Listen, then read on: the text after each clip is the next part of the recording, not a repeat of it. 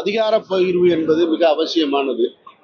தமிழ்நாட்டை பொறுத்த மட்டும் ஒரு நீண்ட ஒரு 2 சகாப்தங்கள் கிட்டத்தட்ட 40-50 ஆண்டுகளுக்கு பிறகு ஒரு அதிகார பகிர்வு சரியாக வந்து சேர்ந்திருக்கிறத அந்த முயற்சி முன்னெடுத்திருக்கிறதுக்காக தாவேக அரசுக்கும் மாண்புமிகு முதல்வர் விஜய் அவர்களுக்கும் என்னுடைய மனமார்ந்த வாழ்த்துக்களை நான் தெரிவிச்சுக்கிறேன்.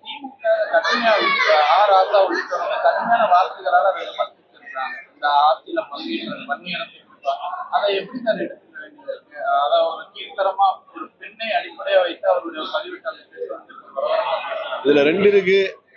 திராவிட முன்னேற்ற கழக தலைவருடைய அறிக்கையை நம்ம பார்க்கணும். முன்னாள் முதல்வர் மு.க. ஸ்டாலினுடைய அறிக்கையை பார்க்கணும். அவர் ஒரு வேண்டுகோள் விடுத்திருக்காரு. அவரு இந்த ஆட்சி அமைஞ்ச உடனே சொன்னாரு, 6 மாத காலம் நம்ம பொறுமையாக இருப்போம், எந்த விமர்சனங்களையும் எடுத்து வைக்க வேணாம், அவங்களுக்கான ஹனிமூன் பீரியடை கொடுக்கணும்னு சொல்லிட்டு, அதற்குள்ள செய்தி தொடர்பாளர்கள் அண்ணன் ராசா போன்றவர்கள் இந்த பதிவுகளை போடுவது வந்து ஏற்புடையதில்லை. அவர் இன்னைக்கும் ஒரு அறிக்கை கொடுத்திருக்காரு. திமுக தலைவர் அவர்கள், இதெல்லாம் நீங்க தவிர்த்துருங்க, கடும் சொற்களை பயன்படுத்தாதீங்க, அநாகரிகமான விமர்சனங்களை பயன்படுத்தாதீங்கன்னு.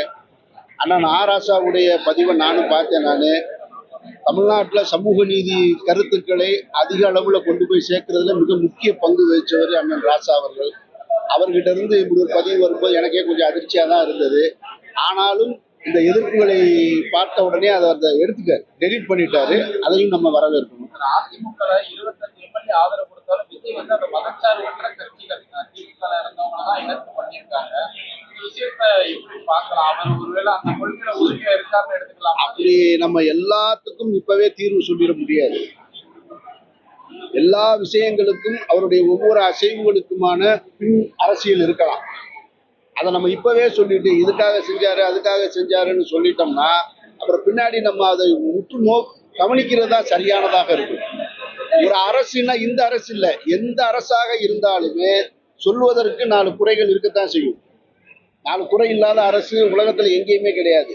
அப்படி இருக்கும்போது புதிதாக ஒரு அரசு ஏற்றிருக்காங்க. அது இன்னும் இப்பதான் அமைச்சரவே இன்னைக்கு தான் நேத்தா ஃபார்ம் பண்ணி முடிச்சிருக்காங்க. இனிமேதான் அவங்க பணிகளையே தொடரணும். அதுக்கு முன்ன நிறைய செய்திகள் வருது, நம்ம பார்த்துட்டு தான் இருக்கோம். ஆனாலும் கேட்பதற்கு நிறைய கேள்விகள் இருந்தாலும் இப்ப நம்ம உடனே விமர்சனத்தை வைக்க வேண்டியது அவசியமற்றதுன்னு நான் நினைக்கிறேன்.